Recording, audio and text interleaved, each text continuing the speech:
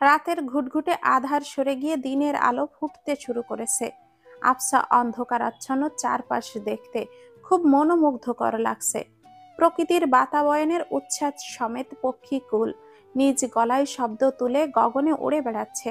তাদের মতো চঞ্চল এক কিশোরী নুপুরের রিনঝিন শব্দ তুলে এদিকে ওদিকে ছোটাছুটি করছে। ভোর ভোর ঘুম থেকে ওঠে আগুন। মম রেডি হতে শুরু করলো। আগুনের অবশ্য বেশি সময় লাগলো না, কিন্তু মমের রেডি হওয়া তো দূরে থাক, এখনো ড্রেস কোনটা পরবে সেটাই সিলেক্ট করতে পারছে না। এই ভোরবেলা ময়ূরীকে ভিডিও কল করে কয়েকটা ড্রেস দেখিয়ে জিজ্ঞাসা করেছে কোনটা পরবে। ময়ূরী উত্তরে বলেছে, ভাবি তুমি এমনিতেই সুন্দর, তুমি যেটা পরবে তাতেই তোমাকে সুন্দর লাগবে। মম ময়ূরীর কথায় সন্তুষ্ট হতে পারল না। গোমড়া মুখ করে সোফায় বসে আছে। আগুন সম্পূর্ণ তৈরি হয়ে ব্লেজারটা আলমারিতে তুলে রাখলো। এই গরমের মধ্যে শার্টের সাথে বাড়তি কাপড় পরে থাকা মুশকিল হয়ে যাবে। মমের কাছে এসে সিনা টান টান করে দাঁড়ায়, বুকে হাত গুজে ভুরু কুঁচকে ফেলল। এই মেয়ে এখনো আগের মতোই বসা। আগুন বিরক্ত হলো, ধমকে বলে ওঠে, তোমার কি যাওয়ার ইচ্ছা আছে? ইচ্ছা না থাকলে বলো, আমি একাই চলে যাব। আকস্মিক ধমকে মমের সত্তা কেঁপে ওঠে। ভোঁতা মুখে আগুনের দিকে দৃষ্টি তাক করে, গাল ফুলিয়ে জবাব দেয়, আমি তো যেতেই চাই, কিন্তু কোন জামাটা পরবো বুঝতে পারছি না। আগুন ফোঁস করে নিঃশ্বাস ছাড়ল। বিছানায় জামা কাপড় ছড়িয়ে ছিটিয়ে আছে। আগুন একটা শাড়ি হাতে তুলে নিয়ে মমকে কাছে ডাকলো, এদিকে আসো। মম থতমত মুখে এগিয়ে যায়, আগুনের দিকে তাকালো না। ঠোঁট ফুলিয়ে রেখেছে সে। আগুন ঝুঁকে মমের ফুলিয়ে রাখা নিচের ঠোঁট আলতো করে কামড়ে দিল। স্মিত হেসে বলল, ঠোঁট ফুলিও না, খেয়ে ফেলবো। মম ধীর স্বরে বলল, বাজে লোক। এই শাড়িটা পরো, সোনারগাঁও পৌঁছে হোটেলে যাওয়ার পর ড্রেসটা চেঞ্জ করা লাগবে, তখন অন্য ড্রেস পরে নিও। মম বাধ্য মেয়ের মতো শাড়ি পরতে লাগলো। আগুন সোফার হাতলে ঠ্যাস দিয়ে দাঁড়িয়ে ঠোঁট কামড়ে ফোন টিপছে। মম শাড়ি পরার এক ফাঁকে আয়নায় আগুনের দিকে নজর গেল। অমনি তার বক্ষস্থল সলাৎ করে উঠল। তুরন্ত পেছন ফিরে আর চোখে মোড নিয়ে থাকা আগুনের দিকে তাকালো। পলক ঝাপটিয়ে ডাগর ডাগর আঁখি তুলে নিভৃতে অনিমেষ চেয়ে রইল তার স্বামীর আদলে। আগুনের পরনে ব্ল্যাক ডেনিম প্যান্ট, গায়ে অ্যাশ রঙের শার্ট, যেটা ইন করা। শার্টের হাতা কনুই পর্যন্ত গোটানো। ফর্সা শরীরে দারুণ মানিয়েছে। বুকের কাছে দুটো বোতাম খোলা। ভেতরের স্যান্ডো গেঞ্জি রয়েছে, তবে সেটার গলা বড় হওয়ায় তেমন নজরে আসছে না। মোমের নারী সত্তার দুর্বলতা, বুকের লোমগুলো কেমন যেন ড্যাব ড্যাব করে তাকিয়ে আছে, যেন মোমকে ডাকছে ওই লোমশ বুকে মিশে যেতে। মাথার চুলগুলো সুন্দর কাট করে পেছনে নিয়ে রাখা। ফর্সা হাতে সোনালি রঙের হাত ঘড়িটা কি চমৎকার লাগছে। ঠোঁট কামড়ে ধরায় গোলাপি রাঙা অধর জোড়া টকটকে লাল বর্ণ ধারণ করেছে। কিছুদিন আগে আগুন ক্লিন শেভ করেছিল, এতে মোম চিৎকার করে পুরো বাসা মাথায় তুলেছিল। আগুনের দাড়ি চুল বড় হওয়ায় সেলুনে গিয়েছিল। মোম বারবার বলে দিয়েছে সম্পূর্ণ ক্লিন শেভ যেন না করে, আগের মতো হালকাভাবে ছাঁটাই করে আসবে। আগুনের চাপ দাড়ি মোমের ভীষণ পছন্দ, অথচ আগুন মোমের নিষেধ অমান্য করে এই ক্লিন শেভ করে এসেছে। সেদিন মোম আগুনের সাথে কথা বলেনি। আগুন অনেক কাঠখড় পুড়িয়ে বউকে মানিয়েছিল, এখন সেই ফর্সা গালে কালো খোঁচা খোঁচা দাড়িগুলো উকি দিচ্ছে। এতেও মোমের মাস্টার মশাইকে দেখতে কি সুন্দর লাগছে। আগুন চোখ তুলে চায়, মোম চেয়েছিল, তাই দুজনের চোখাচোখি হয়ে গেল। মোম অস্বস্তিতে পড়ে যায়, দ্রুত নজর ফিরিয়ে তৈরি হতে লাগলো। আগুন মিটিমিটি করে হেসে মোমের পেছনে দাঁড়িয়ে হিস হিসিয়ে বলে, চোরা চোখে তাকানোর কি আছে, তোমারই তো বর, সরাসরি তাকালে কি আমি মাইন্ড করব না? মোম হাতে রেশমি চুড়ি পরে কাজল ঠিক আছে কিনা চেক করে নিল। আয়নায় আগুনকে দেখে ভেঙচি কেটে বলে, আমি কেন আপনাকে দেখতে যাব? আমি তো আপনার পেছনের দেওয়ালে চোখ বোলাচ্ছিলাম, তাই নাকি? জি। আগুন আয়নার দিকে দৃষ্টি তাক করে মোমের লিপস্টিক পরা পরীর মতো ঠোঁটের নজর রেখে বলল, ভাবছি বুকের কাছের বোতাম দুটোই খোলা থাক, যা গরম পড়েছে, বাইরে গেলে হাওয়া বাতাস গায়ে লাগলে আরাম পাবো। মোম তুরন্ত পেছন ফিরে যায়, একরাশ দ্বিধা নিয়ে জানায়, তাড়াতাড়ি বোতাম লাগান, বোতাম খুলে বাইরে যেতে পারবেন না। কি সমস্যা? মোম কোনো ভনিতা ছাড়াই সরল গলায় জবাব দিল, আপনার গলা থেকে বুক পর্যন্ত আলাদা একটা মোহ আছে। যেই মোহ আমাকে আকর্ষণ করে, সেই দিকে অন্য মেয়েরা তাকাবে, সেটা আমি সহ্য করতে পারবো না। বলা শেষ করে মোম নিজেই ব্যস্ত হস্তে আগুনের শার্টের বোতামটা লাগিয়ে দিল। শুধু গলায় সাথে সাথে লাগালো, একদম নিকটের বোতামটাও লাগালো না। আগুন চক্ষু হাসলো, বলিষ্ঠ হাত বাড়িয়ে মোমের কোমর পেঁচিয়ে ধরল, সময় নিয়ে কপালে গাঢ় করে চুম্বন করলো, অধর প্রসারিত করে হেসে বলল, সবসময় এরকমই থেকো মোম, তোমার সরল সাবলীল স্বীকারোক্তি আমার মনের প্রশান্তিদায়ক হাওয়া বয়ে দেয়। মোম লাজুক হেসে মাথা নিচু করে নিল। আগুন দূরে সরে দাঁড়ায়। মোম বাকি কাজ কমপ্লিট করে প্রয়োজনীয় জিনিসপত্র একটা ব্যাগে ভরে নেয়। কয়েকদিন সোনারগাঁও থাকবে, তাই বাসা থেকে বের হওয়ার আগে ভালো করে সব কিছু আরেকবার দেখে নিল। কলেজের গেটে গাড়ি থামতেই আগুন মোমকে নিয়ে গাড়ি থেকে নেমে গেল। গাড়ির ভাড়া মিটিয়ে মোমের হাত ধরে ভেতরের দিকে হাঁটা শুরু করলো। আগুন নিজের গাড়ি করে আসেনি, ট্যাক্সি ভাড়া করে এসেছে, যেহেতু কলেজ থেকে গাড়ি ভাড়া করে হয়েছে সবাই একসঙ্গে যাবে বলে। সেখানে এখন নিজের গাড়ি করে কলেজে আসলে গাড়ি কার কাছে কোথায় রেখে যাবে, তাই আর নিজের গাড়ি আনেনি। আগুন মোমকে নিয়ে লাইব্রেরির সামনে এসে দাঁড়িয়েছে। অনেক টিচার্স আছে সেখানে। অপরিচিত এত লোকজন দেখে মোম কিছুটা ঘাবড়ে গেল। এখানে সবাই উচ্চ শিক্ষিত, তাদের সাথে মোম মানিয়ে নিবে কিভাবে? ওর জন্য আগুনকে আবার লজ্জায় পড়তে হবে না তো? ভয়ে মোমের হাতের তালু ঘামতে শুরু করেছে। আগুনের মুখভঙ্গি স্বাভাবিক, সে উৎফুল্ল সমেত হাঁটছে। লাইব্রেরির ভেতরে প্রবেশ করতেই সকলে তীক্ষ্ণ দৃষ্টি নিক্ষেপ করলো ওদের ওপর। আগুনকে দেখে সবাই খুশি হলো। প্রিন্সিপাল স্যার এসে আগুনের কাঁধে হাত রেখে শুধালেন, এত দেরি হলো কেন? আগুন কিঞ্চিত হাসার চেষ্টা করে বলে, ওই রেডি হতে একটু দেরি হয়ে গেল, সবাই এসে পড়েছে। হ্যাঁ, তোমার জন্য অপেক্ষা করছিল সবাই। Sorry sir. প্রিন্সিপাল মুচকি হেসে বলল, ইটস ওকে ম্যান। আগুন বাকিদের দিকে তাকায়। সবাই কেমন যেন হাঁ করে তাকিয়ে আছে। তাদের চোখে মুখে একরাশ বিস্ময়। তাদের একাগ্রতা গভীর চাহনি আগুনের পাশে দাঁড়িয়ে থাকা সুন্দরী রমণীর দিকে। অল্প বয়সী এই হুড়পড়ি আগুনের সাথে কি করছে? সকলের মনে এই একটা প্রশ্ন উকি দিচ্ছে। তাদের মনোভাব বুঝতে পেরে আগুন স্মিত হেসে জানালো, মিট মাই ওয়াইফ মিসেস আগুন শিকদার। সকলে যেন হোঁচট খেলো, চোখ বড় বড় করে তাকিয়ে আছে দুই কপত কপতির দিকে। প্রিন্সিপাল স্যার এতক্ষণ মোমকে লক্ষ্য করেননি। তিনি নিজেও আগুনের বলা মিসেস শিকদার কথায় বেশ অবাক হয়েছেন। তিনি জিজ্ঞাসা করলেন, তুমি বিয়ে করেছো কবে? কোথায়? আমাদের তো জানালে না। আসলে স্যার তেমন কাউকেই বলতে পারিনি। সার্টেনলি বিয়েটা করতে হয়েছিল। আমাদের বিয়ের প্রায় 1.5 মাস হয়ে গিয়েছে। আগুন একে একে সবার সাথে মোমকে পরিচয় করিয়ে দিল। সবাই আন্তরিকতার সাথে অনেক কথাই মোমকে জিজ্ঞাসা করেছে, বিশেষ করে অন্য প্রফেসরদের ওয়াইফরা। মোম শুধু বিনিময়ে হেসে মাথা নেড়ে জবাব দিয়েছে। রাফি আগুনের কাজ ঘেঁষে দাঁড়িয়ে ফিসফিস করে বলল, এই কি আপনার সেই পছন্দের মানুষ যার কথা সেদিন রেস্টুরেন্টে বলেছিলেন? আগুন শান্ত কণ্ঠে জবাব দিল, হ্যাঁ। রাফি চওড়া হাসি উপহার দিয়ে বলল, জিতেছ ভাই। আগুন ভুরু কুচকে ফেলল, বুঝতে না পেরে প্রশ্ন করলো, মানে? ভাবিকে দেখতে অনেকটা বাচ্চা বাচ্চা লাগছে। বয়স কত শুনি? 16। সবাই আরেক দফা চমকে উঠল। বিস্ময়ে তাদের চোখ কোঠর ছেড়ে বেরিয়ে আসার উপক্রম। কথাটা আগুন একটু জোরেই বলেছে। সবাই অবাক হলেও তাদের তেমন কোনো ভাবান্তর হলো না। কিন্তু সিনিয়র এক প্রফেসর এসে অবাকের সহিত জানতে চাইলেন, what? I can't believe this আগুন। তুমি তুমি একজন 16 বছরের বাচ্চা মেয়েকে কিভাবে বিয়ে করতে পারলে? বিবেকে বাঁধলো না?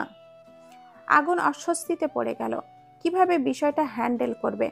রাফি বিষয়টা এড়িয়ে যাওয়ার জন্যই বলল, আরে স্যার বাদ দেন সে কথা। আজকালকার মেয়েরা অল্প বয়সে অ্যাডাল্ট হয়ে যায়। আগুন স্যারের বউকে দেখতে কিন্তু অতটাও ছোট মনে হচ্ছে না। সিনিয়র প্রফেসর তিরিক্ষি মেজাজ নিয়ে বলেন, মেয়েটা কতটুকু সেটা বড় কথা নয়, বড় কথা হলো প্রফেসর আগুনের বয়সের সাথে মেয়েটা যাচ্ছে না। কোথায় 29 আর কোথায় 16। শুধু বিয়ে করলেই হয় না, বয়সের সাথে ম্যাচিং এরও তো একটা ব্যাপার স্যাপার আছে। শিক্ষিত মানুষ হলে বাল্য বিবাহ কিভাবে হয় করেছে সে? আগুন তাকায় প্রফেসরের দিকে। এই প্রফেসর কোনো এক কারণে আগুনকে সহ্য করতে পারে না। কারণটা তিনি না জানলেও আগুন বুঝতে পারে। আগে সেই সিনিয়র প্রফেসরের কাছে শিক্ষার্থীরা প্রাইভেট পড়তো। চাকরিতে জয়েন করার পর থেকে শিক্ষার্থীরা আগুনের কাছে প্রাইভেট পড়তে চায়, কিন্তু আগুন এ পর্যন্ত কাউকে প্রাইভেট পড়ায়নি। সকলকে নিষেধ করে দিয়েছে, তবুও কোনো শিক্ষার্থী আর সিনিয়র প্রফেসরের কাছে প্রাইভেট পড়েনি। সেই জন্য তিনি আগুনের উপরে রেগে আছেন। আগুন বুঝতে পারে না এতে আগুনের কি দোষ। হয়তো সেই রাগী এখন বাল্য বিবাহ নাম করে ঝাড়তে চাইছেন। আগুন ফোঁস করে তপ্ত শ্বাস টেনে রাগটুকু গিলে নিল। কণ্ঠ খাদে এনে ভারী কি গলায় বলল, কোথায় লেখা আছে শুধু অশিক্ষিতরা বাল্যবিবাহ করতে পারবে আর শিক্ষিতরা পারবে না? আমাদের বিয়ে আগে থেকে ঠিক করা ছিল। আমার ওয়াইফ যদি আমাকে খুশি মনে মেনে নিয়ে সংসার করতে পারে, সেখানে আপনাদের কি সমস্যা সেটাই তো বুঝতে পারছি না। এ পর্যায়ে প্রফেসর কিছুটা দমে গেলেন, পাল্টা আর কথা বাড়ালেন না। ওনাকে এই কলেজের কেউই দেখতে পারে না, না শিক্ষার্থী আর না অন্য কোনো প্রফেসর। এমনকি প্রিন্সিপাল স্যারও ওনাকে দেখতে পারেন না। ওনার নামে অনেক শিক্ষার্থীর অভিযোগ জানিয়েছে তাকে। প্রফেসর ক্লাসে পড়া সঠিকভাবে না বুঝিয়ে বারবার প্রাইভেট পড়ার তাগিদ দেন। বিষয়টা নিয়ে প্রিন্সিপাল প্রফেসরকে রাগারাগি করলেন। প্রিন্সিপাল স্যার সকলের উদ্দেশ্যে বলেন, এই টপিক নিয়ে কেউ আর বাড়াবাড়ি করবেন না। এটা যার যার পার্সোনাল ম্যাটার। কলেজের মাঠে গাড়ি দাঁড়িয়ে আছে, সকলে নিজেদের সিটে গিয়ে বসে পড়ুন। মোমকে জানালার পাশের সিটে বসিয়ে সাথে সিটে আগুন বসে পড়ল। আগুনের আগে থেকেই বলে রেখেছিল জানালা বরাবর ডাবল সিট লাগবে তার। নিজের জন্য না, তার কোমলমতির জন্য বড়সড় একটা বাস গাড়ি ভাড়া করা হয়েছে। গাড়িটা 2 তলা বিশিষ্ট। যারা এসেছে তাদের মধ্যে কাপল হচ্ছে 8 জন, আর বাকিগুলো সিঙ্গেল। আগুন 2য় তলায় মোমকে নিয়ে বসেছে। মূলত কাপল যারা, তাদের সকলের সিট 2য় তলায়। আকাশ এখন বেশ পরিষ্কার। ইতিমধ্যে সূর্যের কিরণ পৃথিবীর বুকে হানা দিয়েছে, রাতের অন্ধকার সরিয়ে নিজের দীপ্তি ছড়িয়ে দিয়েছে ধরণীর বুকে। গাড়ি চলতে শুরু করেছে তার নিজ গতিতে। মোম শাড়ির সাথে হিজাব বাঁধেনি, ক্লিপ দিয়ে ফুলের মতো করে খোপা বেঁধেছে।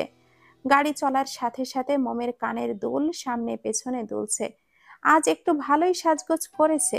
আগুন নিজে মোমকে সাজিয়ে দিয়েছে, শুধু লিপস্টিক গাঢ় করে দিতে হয়নি, সেই জন্য হালকা করে দিয়েছে। মোম পাতলা ঠোঁটে মনোমুগ্ধকর হাসি ঝুলিয়ে বড় বড় আঁখি তুলে চারপাশ অবলোকন করছে। আগুন সেই রাঙা ঠোঁটের হাসির দিকেই মুগ্ধ দৃষ্টিতে তাকিয়ে আছে। তার নববধূর কাজল কালো চোখের মায়ায় আটকে যায় সে ক্ষণে ক্ষণে। চোখ দুটো স্থির লোচনে মনোনিবেশ করলো মোমের পরীর ঠোঁটে। বাকি কাপড়রা নিজেদের মধ্যে কথা বলছে, হাসাহাসি করছে। তাদের সকল কথা আগুনকে নিয়ে। সে আসার পর থেকেই তাদের দিকে ফিরেও তাকাচ্ছে না, তার সকল মনোযোগ বইয়ের দিকে। এইসব নিয়েই তারা কথা বলছে। আগুনের এক কলিগ হাঁক ছেড়ে ডাকলো, প্রফেসর আগুন, আমাদের দিকে একটু নজর দিলেও তো পারেন। মোম তাকায় সেই দিকে, দেখতে পেল ওদের দিকে চেয়ে সবাই মিটিমিটি হাসছে। মোম লজ্জায় কুঁকড়ে গেল, কারণ আগুনের নজরে এখনো মোম তো আবদ্ধ। মোম কটমট করে আগুনের হাতে চিমটি কাটলো। আগুন মৃদু স্বরে ব্যথাতুর শব্দ তুলল। কণ্ঠ খাদে এনে রাজভারী কণ্ঠে জিজ্ঞাসা করলো, কি হয়েছে? মোম ঠোঁট উল্টে জবাব দিল, আমার দিকে তাকিয়ে আছেন কেন? দেখছেন না সবাই দেখছে? কেউ একজন আপনাকে পেছন থেকে ডেকেছিল, শুনতে পাইনি।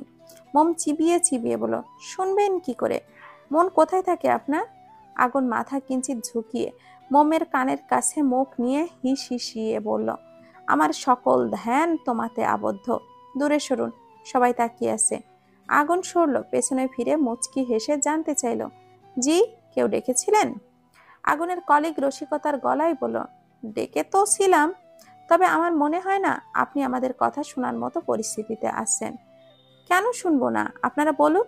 না থাক, ভাবির সাথে সময় কাটান, লং জার্নিতে আর পরে টায়ার্ড হয়ে যাবেন। টায়ার্ড হওয়ার আগ পর্যন্ত এনজয় করুন। পাশ থেকে লোকটার স্ত্রী ধমকে নাক ঝামটি মেরে বলে উঠল, মিস্টার আগুন তো আর তোমার মতো রসকসহীন কাঠখোট্টা মানুষ না যে বউ রেখে অন্যদের সাথে আজাইরে আলাপ করবে। ওদের দেখলে প্রাণ জুড়িয়ে যায়। গাড়ির ঝাঁকুনি দিচ্ছে না, তবুও কি সুন্দর বইয়ের কাঁধ জড়িয়ে এক হাত আগলে রেখেছে। আর তুমি? আমাকে আগলে রাখা তো দূরের কথা, আমি পাশে বসলেই তোমার চুলকানি উঠে যায়। বলেই আগুন স্যারকে দেখে কিছু শেখো। প্রফেসরের মুখটা নিমিষেই চুপসে গেল। মোম ফিক করে হেসে উঠল।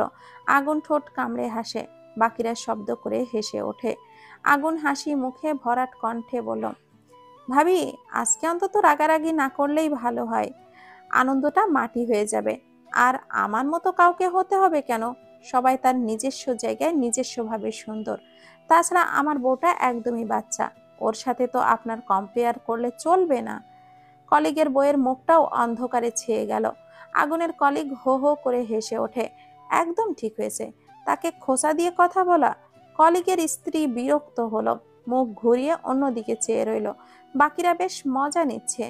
আগুন ঘাড় ঘুরিয়ে পুনরায় সামনে তাকালো। মোম ঠোঁট টিপে হাসছে, হাসির সাথে গাল দুটো কেমন জানি ফুলে উঠেছে।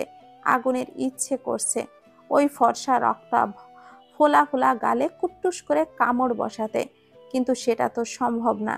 জায়গা এবং পরিস্থিতি দুটোই প্রতিকূলে। এদিকে আগুনের বুকে ঝড় বইছে, ইচ্ছে করছে এক্ষুনি বউকে বুকের ভেতরে জাপটে ধরে অশান্ত হৃদয়কে শান্ত করতে। মোমের ঝকঝকে হাসিটা চিরস্থায়ী হলো না। আগুনের হাসি কি স্বরে বলা, কথায় ধপ করে নিভে গেল। আগুন বলল, এত হেসো না, আমাকে জ্বালিয়ে দিব্যি হাসা হচ্ছে। হোটেলে একবার ফিরতে দাও, এই হাসি আমি যন্ত্রণার কারণ বানিয়ে ছাড়ব। সোনারগাঁও, যা বাংলাদেশের নারায়ণগঞ্জ জেলায় অবস্থিত, মূলত একটি ঐতিহাসিক স্থান এবং নগরী। এখানে কোনো বড় পাহাড়ি এলাকা নেই, কিন্তু আশেপাশের কিছু অঞ্চলে ছোট বড় কিছু গ্রামীণ জনপদ এবং প্রাকৃতিক সৌন্দর্য রয়েছে। সোনারগাঁয়ের কাছে পদ্মা নদী অবস্থিত, যা এখানে অসাধারণ দৃশ্য তৈরি করেছে। নদীর পাড়ে বসে প্রকৃতির শান্তি উপভোগ করা যায়। এখানে অনেক প্রাচীন স্থাপনা রয়েছে, যেমন সোনারগাঁও জাদুঘর, শাহী মসজিদ ও প্রাচীন বাংলার সংস্কৃতি ও ঐতিহ্য প্রদর্শন করে। সোনারগাঁয়ের আশেপাশে কিছু গ্রাম, ছোট ছোট বাগান এবং পিকনিক স্পট রয়েছে, যেখানে গাছপালার ছায়ায় বসে সময় কাটানো যায়। সোনারগাঁয়ের শিক্ষকদের গেট টুগেদারের জন্য একটি অসাধারণ স্থান। একটি সুন্দর পরিবেশ, আরামদায়ক থাকার ব্যবস্থা এবং বিভিন্ন বিনোদনের সুযোগে ভরপুর। দীর্ঘ সময় পর গতিময় বাস গাড়িতে এসে থামলো নির্দিষ্ট গন্তব্যে। এই গরমে লং জার্নি করে সকলেই ভীষণ ক্লান্ত। মোমের বাসে চড়ার অভ্যাস নেই, ভাগ্য ভালো আজকে বমি টমি করেনি। আগুনের কাঁধে মাথা রেখে কিছুক্ষণ ঘুমিয়েছিল। আস্তে আস্তে সকলে গাড়ি থেকে নেমে পড়ল। আগুন এক হাতে ব্যাগ নিয়ে অন্য হাতে মোমকে আগলে সাবধানে বাস থেকে নামলো। মোমের আবার ঘুম পাচ্ছে। জবরদস্তি নয়নে চোখ জোড়া খুলে রাখার আপ্রাণ চেষ্টা করছে। ঢুলু ঢুলু চোখে চেয়ে আগুনের সাথে পা চালাচ্ছে। সোনারগাঁর 4 স্টারের মানের হোটেল রয়েছে, যেখানে আধুনিক সুবিধা যেমন swimming pool, gym, conference room রয়েছে। এছাড়া শাহজালাল নামে হোটেল রয়েছে। এটি আরও একটি মানসম্মত হোটেল, যেখানে আরামদায়ক কক্ষ এবং ভালো সেবা পাওয়া যায়। সবাই মিলে শাহজালাল হোটেলে উঠেছে। সোনারগাঁয়ে স্থানীয় ট্যুর কোম্পানির মাধ্যমে প্যাকেজ ট্যুরের ব্যবস্থা করা হয়েছে, যেখানে থাকার বা খাওয়ার ও ভ্রমণের সব কিছু একসাথে করা যাবে। স্থানীয় রেস্টুরেন্টগুলোতে স্ন্যাক্স এবং অন্যান্য মজার খাবার পাওয়া যায়। হোটেলে এসে সকলে নিজেদের জন্য বরাদ্দকৃত রুমে চলে গেল। দম্পতি যারা রয়েছে তাদের জন্য একটা করে রুম পার্মানেন্ট, আর যারা সিঙ্গেল আছে তারা 3 জন করে একটা রুমে থাকবে।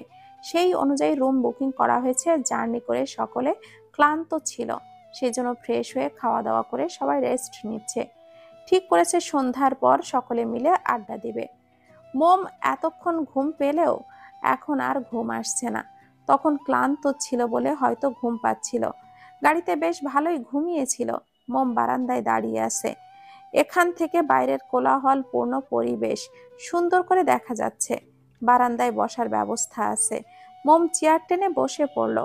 গালে এক হাত ঠেকিয়ে তাকিয়ে থাকলো অনিমেষ। আগুনের চোখে ঘুম ধরা দিয়েছে। আনমনে পাশে হাত রাখতেই চমকে উঠল। এ কি, মোম কোথায়? এখানেই তো শুয়েছিল। আগুন দরজার দিকে তাকায়। দরজা তো বন্ধ। তাহলে মোম কোথায় গেল?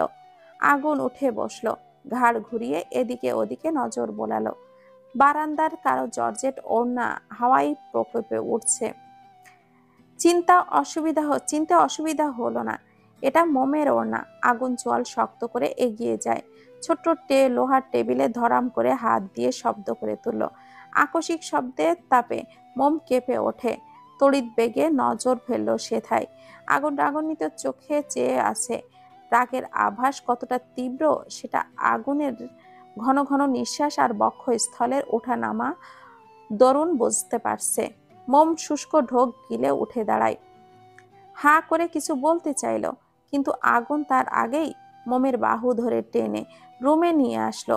এক প্রকার ঝাড়া দিয়ে মোমের হাত ছেড়ে দিল। সজোরে ধাক্কা দিয়ে বিছানায় ফেলে মোমের ওপরে উঠে গেল। মোম হকচকিয়ে যায়, অবাক হয়ে দুই চোখ দুটো বড় করে এর চেয়েও আরো ক্রোধান্বিত মুখে দাঁতে দাঁত চেপে বলে উঠল, আমাকে টেনশন দিতে খুব মজা পাও, তাই না? ঘুমের আচ্ছন্ন হয়ে হেঁটে হোটেলে পর্যন্ত আসতে পারছিলে না, আর এখন যখন ঘুমানোর জন্য বলছি তখন তুমি চুপি চুপি উঠে বারান্দায় চলে গেলে। আমাকে একবারও বলার প্রয়োজন মনে করলে না? মোম ভীতু নয়নে চেয়ে আতঙ্কিত গলায় বলল, ঘুম আসছিল না, সেজন্যই তো উঠে পড়েছিলাম। তাছাড়া রুমেই তো ছিলাম, বাইরে তো আর যাইনি। আগুন চিৎকার করে ওঠে, আবার মুখে মুখে তর্ক করছো? সাহস বেড়ে গিয়েছে। দিন দিন অবাধ্য হয়ে যাচ্ছ। কথা বললে গায়ে মাখো না। ডানা বেশি বড় হলো, সেটা কাটতে আমার বেশি সময় লাগবে না। মোম হতভম্ব হয়ে গেল। কি থেকে কি বলছে এই লোক? না ঘুমিয়ে উঠে পড়ায় এই সামান্য ব্যাপারে এতটা রেগে গিয়েছে, এভাবে ধমকাচ্ছে। চেপে ধরা হাতে বেশ ব্যথা পাচ্ছে মোম। আগুন বেশ শক্ত করেই মোমের হাতটা ধরে রেখেছে। মোম হাত ছাড়ানোর চেষ্টা করলো না। এত কুমড়োটা আরো রেগে যেতে পারে। ভীষণ কান্না পাচ্ছে ওর। ঘন পাপড়িযুক্ত আখি যুগল ছলছল করে উঠল। ঠোঁট কামড়ে কান্না আটকানোর চেষ্টা করছে, কিন্তু সফল হলো না। বেহায়া চোখ থেকে নোনা জল গড়িয়ে পড়ল। এক সময় না পেরে মোম ফুপিয়ে কেঁদে উঠল।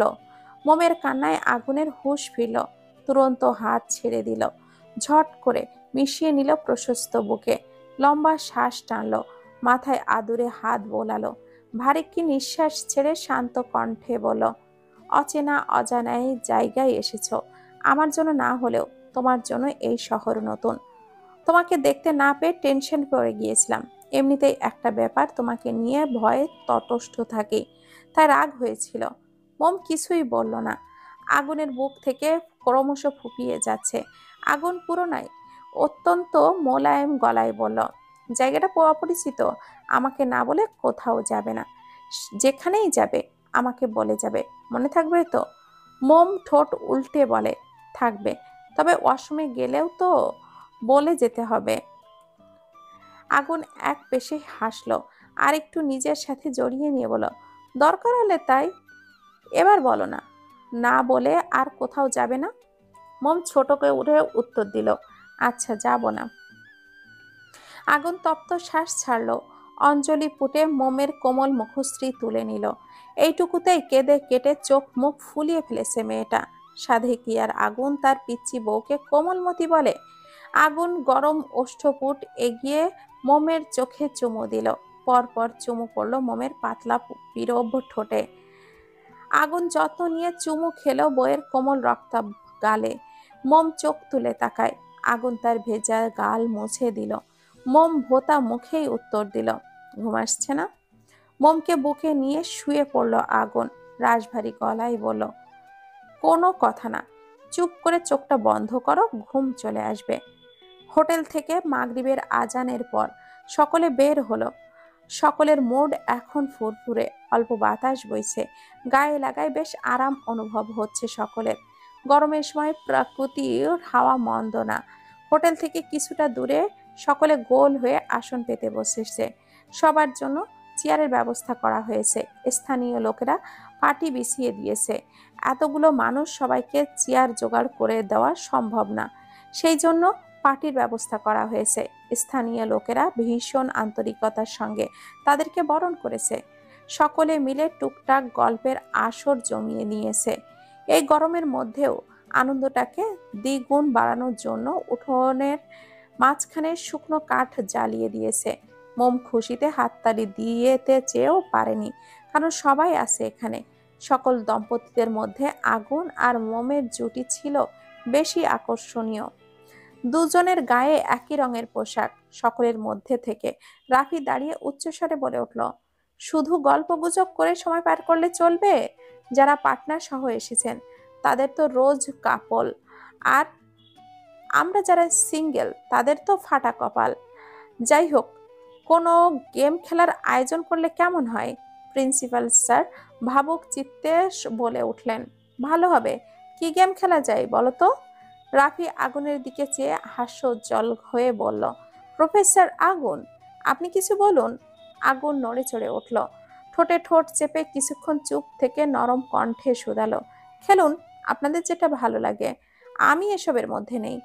রাফি ভুরু কুচকে জানতে চাইল, নেই মানে? তা বললে তো শুনবো না। আপনাকেও খেলায় অংশগ্রহণ করতে হবে। এখানে উপস্থিত প্রত্যেক সদস্যদের খেলতে হবে। এটা এক ধরনের মজা, কেউ হেয়ালি করবেন না। আগুন ঠোঁট দুটি গোল করে ভারী নিঃশ্বাস ছাড়ল, কোনো প্রতিক্রিয়া দেখালো না। রাফি পুনরায় ভাষণ দেওয়ার ভঙ্গিতে বলল, এখানকার স্থানীয় সঙ্গীত বা নৃত্য অনুষ্ঠান আয়োজন করলে কেমন হয়? চিন্তা নেই, আপনারা যারা যেই গান নাচ পারবেন সেভাবেই সকলের সামনে প্রেজেন্ট করবেন। তাছাড়া স্থানীয় লোকেরা আমাদের সাথে খেলায় অংশ নিবে, এতে তাদের গান নৃত্য উপভোগ করতে পারবে। সবার মধ্যে আনন্দদায়ক পরিবেশ তৈরি হবে। প্রিন্সিপাল মুচকি হেসে সায় জানালেন। রাফি গলা পরিষ্কার করে খেলার নিয়ম বলতে লাগলো। কাগজের মধ্যে কিছু লেখে তা ভাঁজ করে অনেকগুলো চিরকুট একত্রে করে রাখা হবে। সবাইকে তার পছন্দ মতো একটা করে চিরকুট নিতে হবে।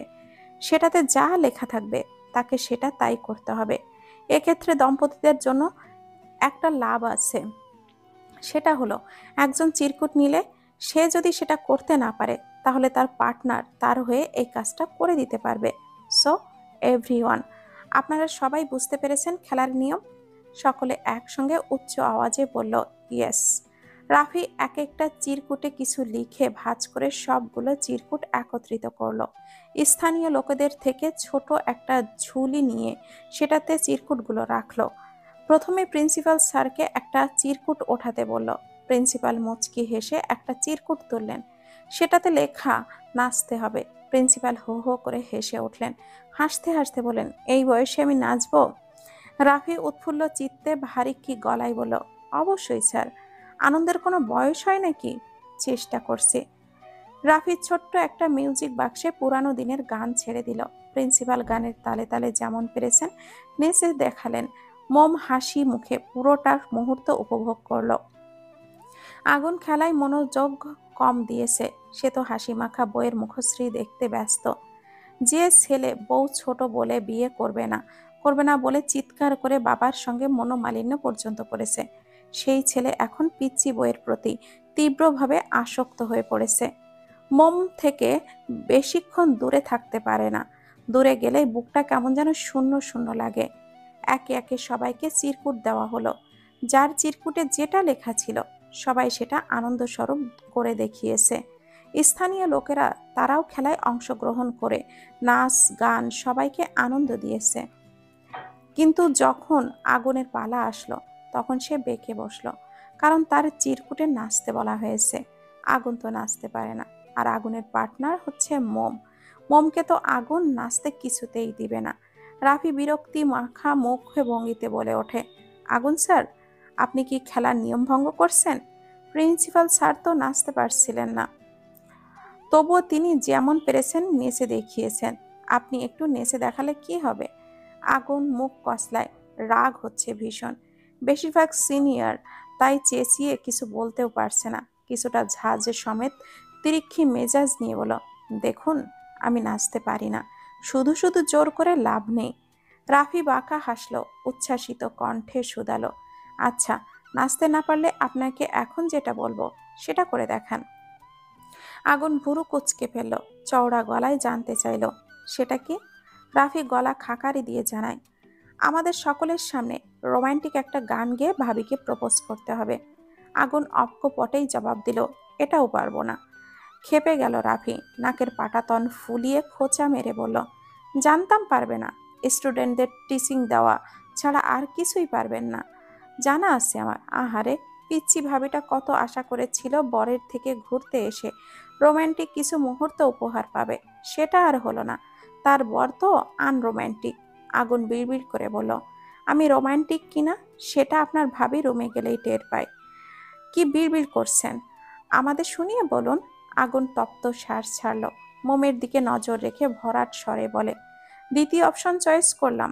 রাফি ঠোঁট এলিয়ে হাসল, খুশিতে গদগদ হয়ে বলল, এই না হলে আগুন স্যার, শুরু করুন। মোমের হাত ধরে আগুন উঠোনের মাঝখানে আসলো। মোম আর চোখে আশেপাশের মানুষের দিকে তাকাচ্ছে, সকলের নজর এই দম্পতির দিকে। মোমের লজ্জা লাগছে। আগুনের গান শোনানোর জন্য সবাই উৎসুক দৃষ্টিতে তাকিয়ে আছে। মোম নিজেও ভীষণ এক্সাইটেড।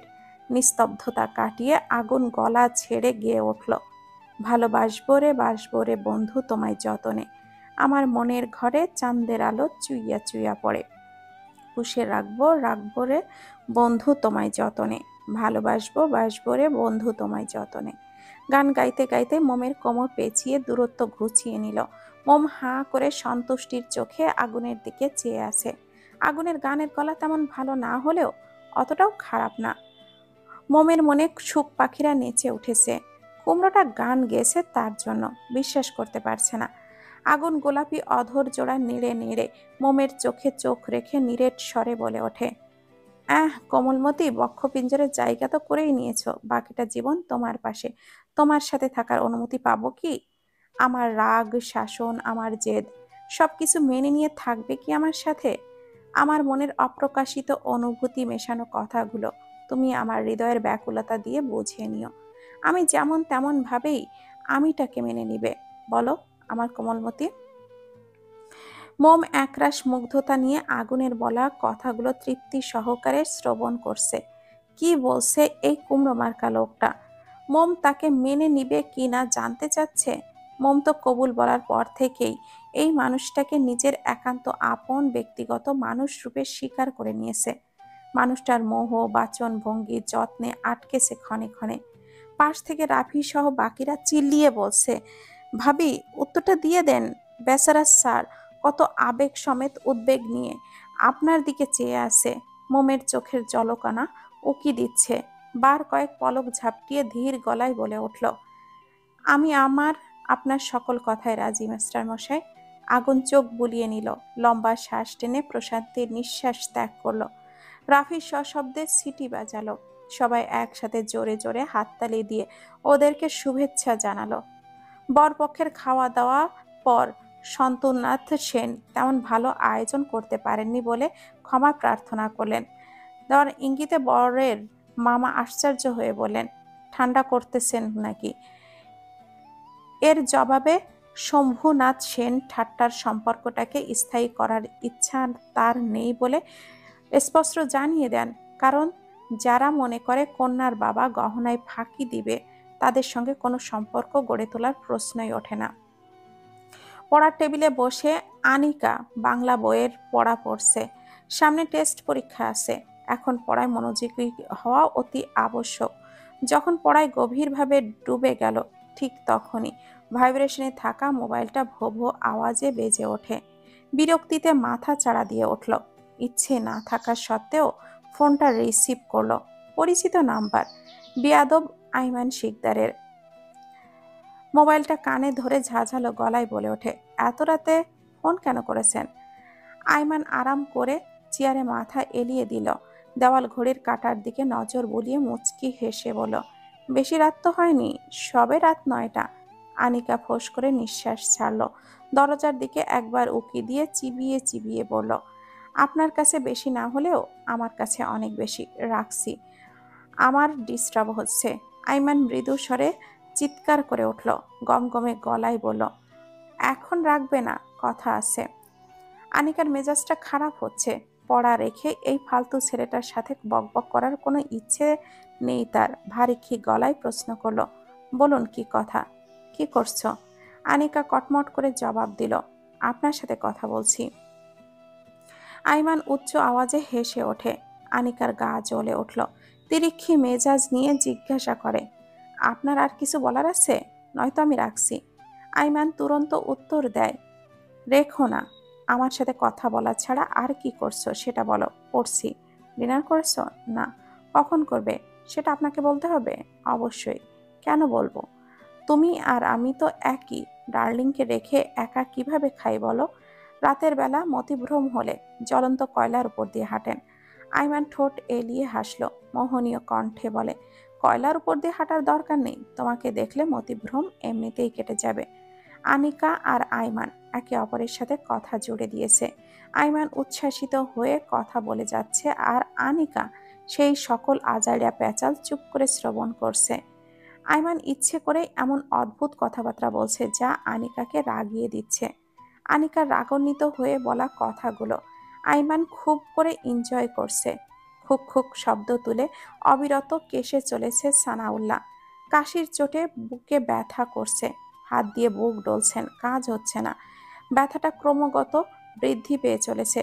তৃষ্ণা পেয়েছে তার, গলাটা শুকিয়ে আসছে। হাত বাড়িয়ে পানির গ্লাসটা হাতে তুলে নিতে চাইলেন, কিন্তু সফল হলেন না।